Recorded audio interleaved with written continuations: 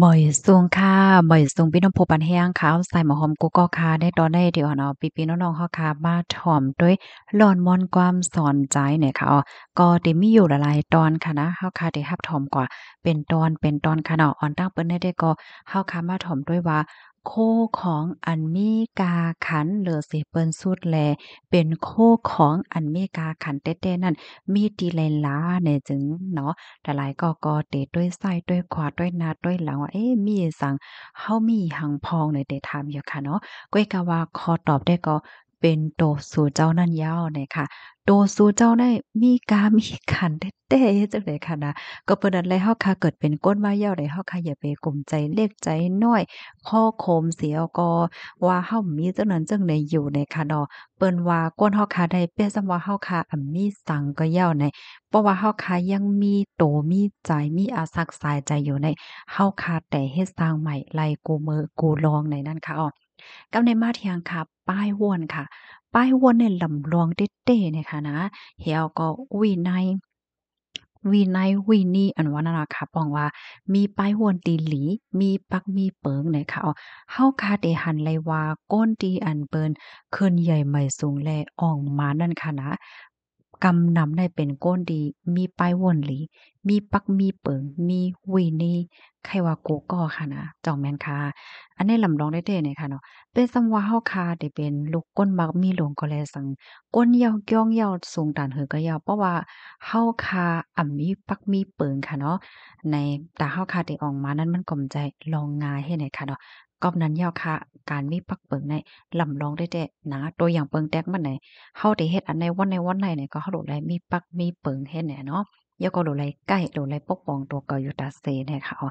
เที่ยงคอหนึ่งค่ะ ยิ่งเฮาคาก็ใหญ่มากกะหือก็เฮายิงแค่นมีกาขันกันหน้าเนี่ย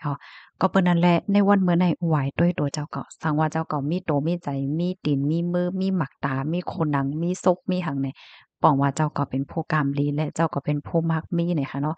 ใครเฮียงไล่ใจสังเฮ็ดสร้างกว่าค่ะอันนี้เป็นตอนหนึ่งนะ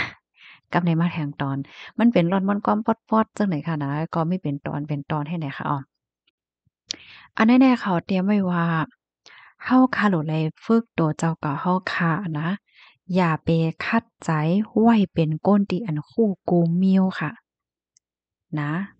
กูในเมืองก้นโคงกลางลงได้อันใดที่เฮาคำฮู้เฮาก็ลัดว่าเฮาบ่ฮู้อันใดที่เฮาคามั่นใจเฮาถามเปิ้นเฮาก็ถามค่ะใจว่าเฮ็ดแกงโคมดแต่ก็บ่ฮู้น่ะอย่าไปให้เป็นคนจึงนั้นเลยค่ะ เฮาคาโหลและคัดใจเป็นก้นที่อันเปิดอกเปิดใจแล้วก็เฮียนหู้อยู่ตาเสเนี่ยค่ะก็ในมาแทงตอนหนึ่งค่ะว่าเฮาคานั่นเป็นลูกก้นมาก้นมีก้นใหญ่ก้นหลงก้นอีหังก็เหย้าเป็นก้นเหย้าปัญญาจั้นสูงต่างเถอก็เหย้าเนี่ยเฮาคาโหลไหลฝึกตัวเฮาคาได้เป็นก้นมีตั้งแหย่งแง่ค่ะความไทยเปิ้นฮ้องว่าถ่อมตัวเนี่ยค่ะเนาะเหมือนจังหนังว่า อ้นน้อมก้อมโตหมออยู่หมอกินค่ะเนาะเปิ้นฮ้องว่าจั่งซี้หลงมีปักมีเปิงหลงมีลองตั้งแหย่งแง่เฮ็ดให้เพราะว่าเฮาค่ะเป็นก้นหนุ่มก้อนหนึ่งเฮาค่ะมีลองแหย่งแง่ไหนจึงมันติเฮ็ดให้เฮาค่ะนั้นโฮบทบยาลองหลีและตรงวงที่อันหลีเนี่ยค่ะอย่าไปเป็นก้นที่เปิ้นฮ้องว่าจั่งซี้ใจปิดใจป๊อดต้อซ่ามอค่ะแล้วก็เขาฮ้องจั่งซี้สำแมนเหมือนจั่งว่าคู่กว่ากูเมียวเขี้ยวย่อมต่อภัยว่าซังว่าเฮ็ดไหน เพราะว่าเฮาค่ะมีตั้งยามจังได๋ค่ะนะมานั่งปากจ้าเซ็งปากจ้าขี้หลาขี้ว่าแล้วก็ขี้ว่าหั้งเปิ้นซังซิงเปิ้นฮ้อจังเขาโคแข็งหนาจังเนี่ยนะว่าพอเฮาเฮ็ดจังได๋เนี่ยมันเหมือนเฮาค่ะปิกตื้อตั้งเฮาค่ะแปดหมดเนี่ยมันก็เนี่ยมันจะว่ามันกัดแขนค่ะนะกัดแขนหนาก้อยก็ว่าไหลตื้อตางให้แหน่เนี่ยก็เป็นรองที่ลีเซหลายเนี่ยค่ะก้นที่อันกัดแขนอันว่าในจะว่าก้นที่คุมหมดเนี่ยค่ะก้อยก็ว่าเป็นก้นที่อันเปิ้น เฮียนฮู้อยู่ทาเสเนี่ยอันนี้เป็นตอนนะกำได้ก่อแทงตอนตั้ง2ตอนในค่ะเลยเบิ่งอิงออกมาตีเพกอันมีชื่อว่าสีสิทธิ์โพธิ์ขำในแต้มไว้ค่ะยินจบใหญ่นำค่ะเนาะกำในซ้ำเฮามาแทงตอนหนึ่งในซ้ำลาดเนว่า เฮาค่ะเป็นก้นหนึ่งก็ได้หรือสิว่าเฮาค่ะกัดเขียนฝ่ายป้ายวนไอเดียสังเจ้าไหนยาวก้อยเหมือนกะเฮาโดเลยกัดเขียนป้าเทียงฝ่ายยุงเฮาเฮ็ดจังไหนเปิ้นเฮาว่า EQ เนี่ยนั่นน่ะเนาะ EQ อันว่าน่ะค่ะอำนั้นก็เฮาโดเลยมาวนถึงป้าตาเปิ้นตาเฮาในตรงวงในเฮ็ดจังไหนคะข้อที่1เนี่ยเขาเตรียมว่าก้วนตีอันเปิ้นอำลาดอำจาสังป้าเจมโตเจ้าก็เฮาดอมาบ่เข้าอำลาดอำจาสัง เปนซ้ำว่าย่าเปิ้นว่าเปิ้นเซเปิ้นเนเปิ้นวัดได้ว่าเหนือก้อยกะอำตักเสงอำว่าสังนั่นอำไลมีตีปองความหมายว่าอำไลฮับฮู้เนาะย้อนเปาว่ามังเจอมังลองในแหนมันโดไลกว่าซับแรงค่ะเนาะตัวอย่างเปิงแตกมันไหนมันก็ได้มีก้นว่าเนาะก็นั่นเป็นนี้น้องนั่นเป็นนี้เป็นไหนให้ไหนๆพอหันถึงว่าเฮาเลยเป็นเจ้าหนังเขาลาดเฮาโดเลยซุ่มข้าวยามแหแลก่อนดังให้ซับแรงเลยเรียกว่า ใจค่าสังสินค้าในโดนไรเป็นยาวน่ะเนาะกำไรที่2ค่ะเข้าเย็นสิเข้าตักสิตักเสงเนาะบางปอกได้เปิ้นว่าได้ว่าเด้อสังสิงเข้าก็ตักเสงอันนั้นมันไหลหมายความว่าเป็นก้นงือก้วยกาว่า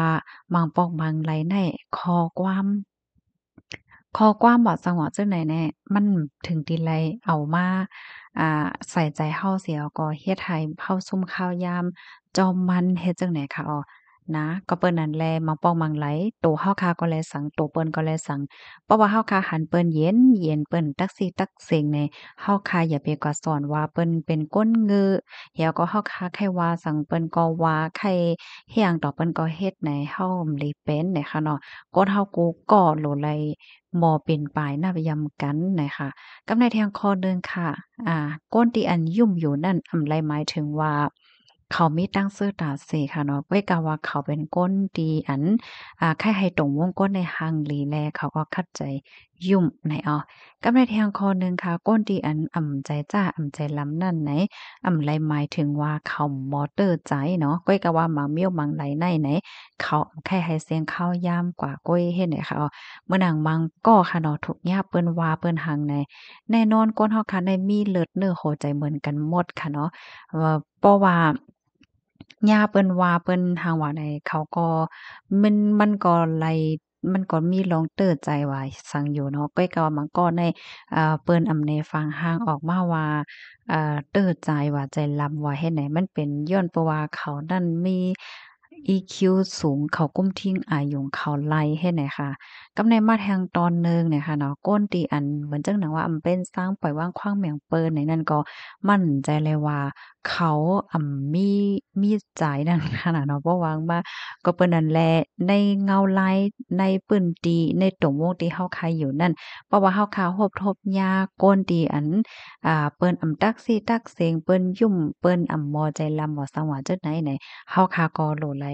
มีน้ำใจหลีเสมีลองซื้อโยศึกสำเฮ็ดก่อกันกว่าหนังม่วนซื่อในค่ะเนาะใจว่าเพราะว่าเฮาคาหันเปิ้นใจหลีเปิ้นตักเสียงยาวเฮากว่าว่าเปิ้นเต็กเต็งเปิ้นขี้เน็กเต็กเต็งเป้กินเปิ้นไหนอันนี้ก็เป็นลองเฮ็ดทางดีหลีนั่นน่ะเนาะ อ๋อค่ะแล้วก็เที่ยงข้อหนึ่งเนี่ยค่ะเนาะโตเฮาค่ะก็เนาะตอนหนังนั้นสังเจอหนังว่าเฮาค่ะเป็นหนังที่อันว่ามาค่ะเนาะ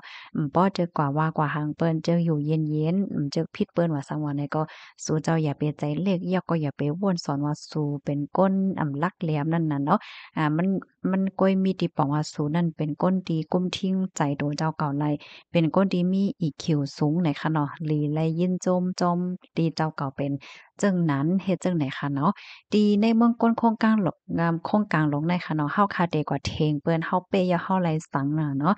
มังมิ้วๆเฮากลมตับลงได้กว่าเทงเปิ้นให้ซุ่มข้าวยามเฮ็ดจังได๋คะเปิ้นฮ้องว่าอ่องเป้อันไรก็เป้งตานอ่องเป้ใจโตเจ้าเก่าได้ค่ะอันลำลองมันได้เฮาโหลไหลเป้ใจไหลเป้งป้อเนอโตเจ้าเก่าเฮาค่ะนั่นก้อยได้ค่ะเพราะว่าเฮาคาเฮ็ดไรหนังอันว่ามาในไหนป้องว่าเฮาคาเป็นคนดีมีป้ายว่นหลีเหี่ยวก็กุ้มทิ้งอายุมต่อซาโตเจ้าเก่าเลแล เป็นตัวอย่างตีหลีเป็นก้นตีหลีหักหลีแป้งแต่เนี่ยเขาอันนี้ก็เป็นผู้คู่เขาเปิ้นเตรียมไว้เฮ็ดจั่งใดค่ะนะค่ะข้อมูลอันใดได้ก็ค่ะเลยเปิ้นอิงออกมาดีเพกฟังนะอันนี้ค่ะไลเตรียมต่างไว้เฮ็ดจั่งใดค่ะ พี่น้องคะรับถ่อมยอหันถึงจังหือพองมีไผไลถ่อมดอกป้อยอพองตั้งหมดเนี่ยมันจะมีอยู่3ตอนคาวได้นะค่ะป้อหันถึงว่ามีพรหลีเนี่ยก็จอยกันสืบเปิ้นแพ่แช่กว่าเสกำค่ะรับถ่อมยอพี่น้องค่ะไลตอนสอนจังหือพองมีพรหลีตอนตาพี่น้องเฮาจึงหือเนี่ยก็เตรียมมาปันไลค่ะเนาะเฮาค่ะพี่น้องอบโอ้กันฝ่ายหนึ่งก็เตเลยเป็นแห้งใจตอนตาคาเฮาใส่หมอหอมค่ะเนาะ แต่จังหาข้อมูลมาอบมาลัดมาไข่แหน่กันไหนค่ะนะย่อก็พี่น้องเฮาค่ะจ่องไลใจถ่อมค่ะห้าลองล่อนม่อนความสอนใจไหนค่ะเนาะป้อมาถามค่ะว่าค่าจ่องแลใจในข้าวใส่หอมในแลใจอ้อค่าทอมดาเซค่ะนะเพราะว่าข้าวยามตีคาตั้นและจังไหนเพราะว่าคาตั้นเนี่ยในคาเดทอมค่ะเนาะได้ทอมตั้งหูตั้งหันว่าทอมล่อนม่อนความสอนใจให้แหน่ เฮียงในมาปองมังไหลมันก็จางปันขอฟางเฮาค่ะเนาะเฮาขายอยู่กวนได้เพราะว่าเฮาบ่ได้ถ่อมแม่นย่าในอำสางถูกกว่าเฮาไลเฮ็ดผิดเปิงกว่าว่าสังว่าเจอหน้าเฮ็ดในนั้นน่ะเนาะเย็นจมกูก็ค่ะย้อนให้อยู่เลยกินไว้รอดเพ่กันค่ะเอาหมอยทรงค่ะ